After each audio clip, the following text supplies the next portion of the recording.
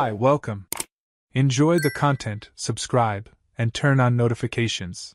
Greg Palmer had always believed he knew his wife better than anyone else. At 56, after 28 years of marriage, he thought there were no more surprises between them. Vanessa, 54, was the woman he'd chosen to build a life with, the mother of his daughter, the person with whom he shared every major decision. Greg worked as an operations manager at a large logistics company in Nashville, Tennessee, and had always prided himself on being a devoted husband. He wasn't perfect, but he was present. He paid the bills, took care of the house, planned for the future. Vanessa, for her part, had left her job years earlier to raise their daughter, and now that the girl was away at college in another state, she had free time. That's when she started attending that book club. At first, Greg thought it was a great idea. Vanessa needed something to occupy her mind, to socialize, to make friends. She'd always loved reading, so it made sense. Every Thursday night around 7, Vanessa would leave the house dressed up, a book under her arm and an eager smile on her face. She'd come back late, around 11 or midnight, always vague about the details. When Greg asked how it went, she'd give generic answers like, "It was good, we discussed the chapters," or "I met some interesting people." Never names. Never specific stories. Greg, confident and busy with his own work, didn't press further. After all, why would he suspect anything? But in the past 2 months, something changed. Vanessa started spending more time on her phone, always keeping the screen face down. She'd laugh to herself while reading messages. Whenever Greg came near, she'd quickly close the app. She'd ask if he was working late, if he had any trips scheduled, as if she were mapping out his schedule. Greg noticed, but didn't want to seem controlling. He fought against the nagging voice in his head telling him something was wrong, until that Thursday. Greg was at the office, finishing up operational reports due Friday morning. It was almost 10 at night when he wrapped up. He was exhausted and hungry. He decided to stop by an Italian restaurant just a few blocks away, a quiet place he and Vanessa used to frequent years ago. When he walked in, the atmosphere was calm, with only a few tables occupied. Greg asked for a table and, while waiting for the waiter, glanced around absent-mindedly. That's when his heart stopped. There, at a table in the back, nearly hidden behind a decorative screen, was Vanessa. But she wasn't alone. Next to her, very close, sat a younger man, probably in his 40s. They were laughing, their hands intertwined on the table. Vanessa had that bright look in her eyes Greg hadn't seen in years. The man leaned in and kissed her. It wasn't a quick, casual kiss. It was long, intimate, passionate. And Vanessa kissed him back without hesitation. Greg felt the ground vanish beneath his feet. For a moment, he stood frozen, unable to process what he was seeing. Then instinct took over. Without thinking much, he pulled out his phone, turned on the camera, and started recording. His hand trembled, but he kept it steady. He captured the kiss, the intimacy, the laughter. Then, without making a sound, he left the restaurant before either Vanessa or the man saw him. In the car, Greg sat in the dark, taking deep breaths, trying to control the rage and pain exploding inside him. 28 years. 28 years of marriage, of trust, of building a life together. And there she was, kissing another man, laughing as if none of it meant anything. Greg wasn't going home. Not yet. He needed to know more. He needed concrete proof. He parked his car in a discreet spot with a clear view of the restaurant's entrance and waited. Half an hour later, Vanessa and the man came out together. She was clinging to him, her head resting on his shoulder. They got into his car, a sleek, modern black sedan. Greg started his own car and followed them, keeping a safe distance. They didn't go far. Just a few blocks away, they pulled up in front of a mid-range hotel. Greg parked across the street and watched. Vanessa and the man walked in together, unhurried, without any attempt to hide. Greg took photos. Lots of them, the hotel's facade, the car's license plate, the two of them entering. Then he waited. He sat there in the car for over an hour, his mind spinning in circles. He couldn't believe it. But the evidence was all there, right on his phone screen. When Vanessa finally left the hotel alone, it was almost midnight. She took a taxi and drove off. Greg filmed it all. Then he went home too, but didn't go inside. He slept in the car, in the garage, because he couldn't bear being in the same space as her at that moment. He stayed awake all night, replaying the photos and videos, feeling a mix of anger, sadness, and a cold clarity he hadn't expected. At dawn, Greg made a decision. He wasn't going to wait.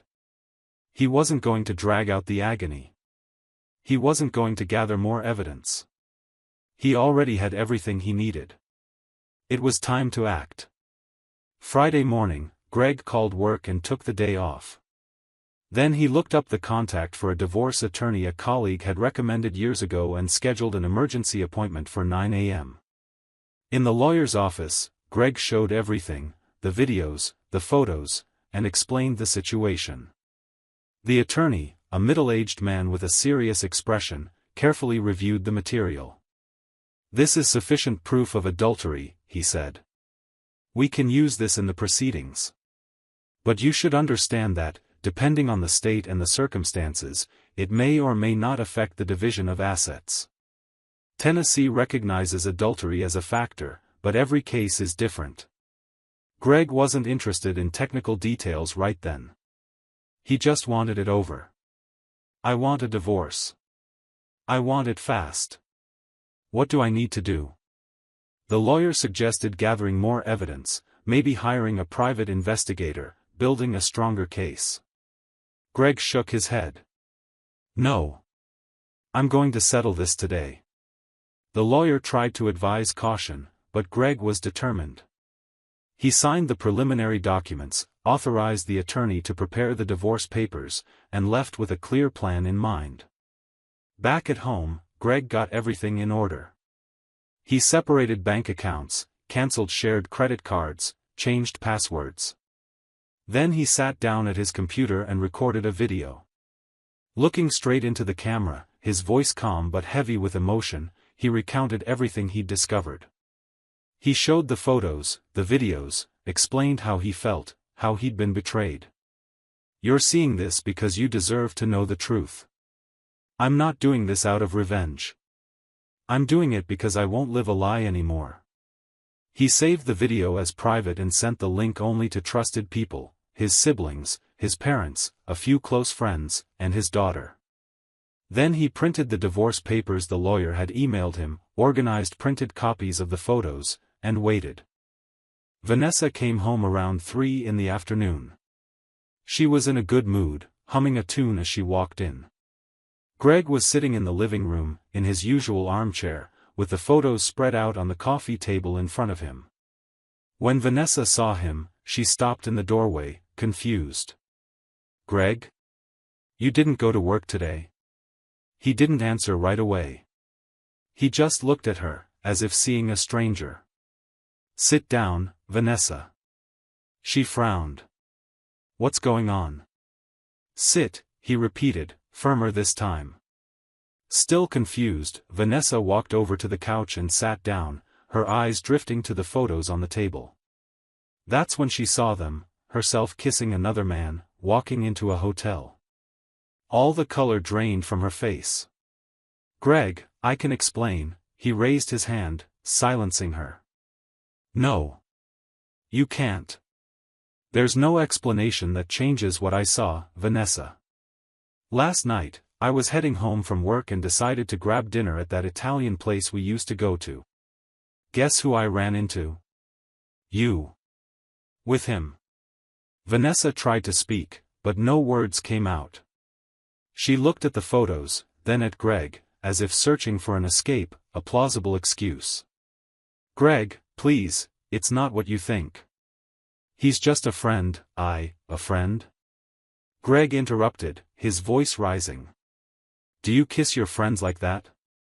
Do you go to hotels with your friends? Vanessa started trembling. It was a mistake. A moment of weakness. I was confused, feeling lonely. Greg almost laughed, but it was a bitter, humorless laugh.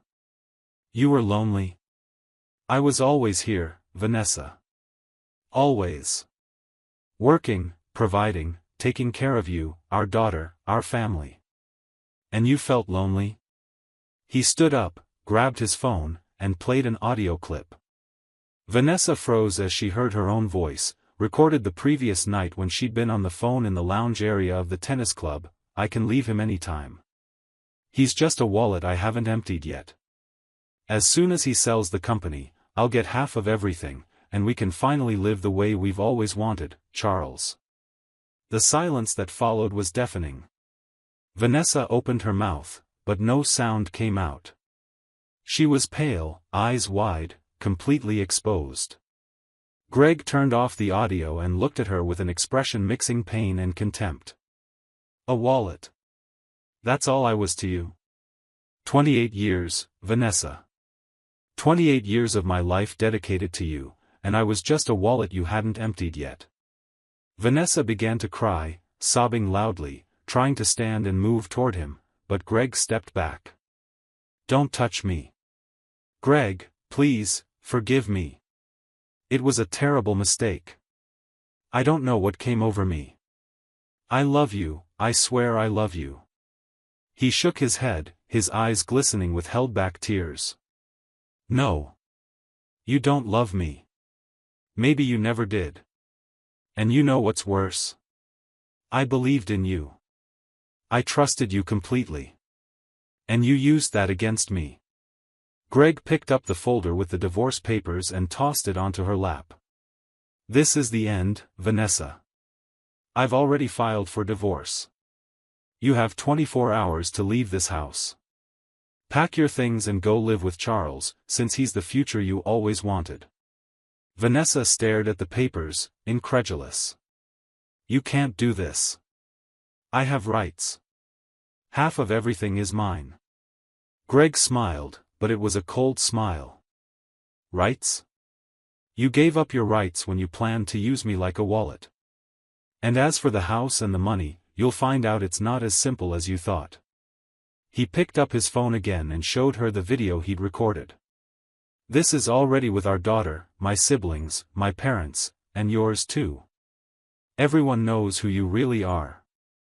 If you try to complicate this divorce, if you try to extort me or play any dirty games, I'll make this public. I'll post it online, send it to everyone in your contacts, to the tennis club, wherever you want. You'll be known as the woman who cheated on her husband and called him a wallet. Vanessa completely broke down, collapsing to her knees on the floor, begging between sobs. Greg, please, don't do this. I'll change. I'll end things with him. We can start over. But Greg was past that point. The hurt ran too deep, the betrayal was irreparable. There's no starting over, Vanessa. There's only the end. You killed what we had. And now you'll have to deal with the consequences. He left the room, leaving her there, crying on the floor, clutching the divorce papers. Greg went to the guest bedroom, locked the door, and for the first time in 24 hours, allowed himself to cry, not for her, but for everything he'd believed they had, which had never truly existed. In the hours that followed, Vanessa tried everything. She knocked on the bedroom door, pleaded, sent texts, called. Greg didn't respond. She tried talking to their daughter, but the girl, after watching the video her father had sent, was shocked and furious. How could you do this to him, Mom? How could you betray Dad like that? She hung up and blocked Vanessa. Her parents, when they found out, were ashamed and disappointed. Vanessa's mother called Greg, apologizing on her daughter's behalf, saying she couldn't understand how Vanessa had become that person. Vanessa was alone. The next morning, Saturday, Vanessa packed her bags and left the house. She tried calling Charles, her lover, but he didn't answer. She sent messages. Nothing. She went to his house, but he wouldn't open the door. Finally, he replied by text, "Vanessa, this was a mistake. I can't get involved in this. Sorry." He blocked her right after. Charles, realizing there'd be no easy money, that Vanessa wouldn't bring him half a fortune as she'd promised, simply disappeared. He'd never been truly interested in her. Only in the fantasy of a comfortable life she'd sold him. Once he saw it was all a lie, he ran. Vanessa moved into a small apartment she rented with the little money she had in her personal account. The divorce process was swift and brutal. Greg's attorney, armed with evidence of adultery and the audio recording where Vanessa admitted to planning to financially exploit her husband, secured a very favorable settlement for Greg. Vanessa tried to claim half the assets, but the audio worked heavily against her. In Tennessee, while adultery alone doesn't prevent asset division, clear evidence of bad faith, premeditated marital fraud, and intentional financial exploitation were decisive factors. The judge ruled that Vanessa had acted dishonestly and calculatingly, and that influenced the division. She received far less than she'd expected, only the legal minimum, accounting for the years of marriage but also her conduct. The house stayed with Greg. Part of the retirement funds was divided, but Vanessa couldn't access the accounts Greg had protected before the proceedings began. She tried hiring better lawyers, but had no money. She asked her parents for help, but they, still hurt by the shame she'd brought on the family, refused to fund a lost legal battle. Vanessa, without her husband, without her lover, without the money she'd so carefully planned to obtain, had to face the reality of a life she'd destroyed herself. She got a job at a department store, something she never imagined doing again after so many years out of the workforce. The pay was low, barely enough to cover rent and basic expenses. She lived alone in a cramped apartment, working double shifts just to get by. Greg, on the other hand, began rebuilding his life. The first few months were hard. The pain of betrayal didn't vanish overnight. He went to therapy, talked with friends, traveled a bit. He sold the house, it held too many memories, and bought a modern apartment downtown in Nashville, smaller but comfortable, a real fresh start. His daughter, Olivia, who'd been shocked and furious with her mother, grew even closer to her father. She visited him whenever she came home from college, and the two rebuilt an even stronger bond. Greg even started dating again, cautiously, without rushing. He met a few women but wasn't looking for anything serious yet. He just wanted to live honestly, without lies or masks. A year and a half after discovering the affair, Greg was at a cafe near work when he ran into an old acquaintance, a woman named Rachel who'd worked at the same company years before. They started talking, and Greg learned she was also divorced and had been through a similar situation. They began seeing each other slowly, building something based on honesty and mutual respect. Greg realized not everyone was like Vanessa, that honest people still existed in the world. Rachel didn't see him as a wallet. She saw him as a good, hard-working man who deserved to be valued. Meanwhile, Vanessa kept struggling alone. She lost contact with her daughter, who refused to speak to her. She lost her friends, who sided with Greg. She lost her status, her comfort, the life she'd had. Months later, she tried reaching out to Charles again, but he was already with someone else and treated her with indifference.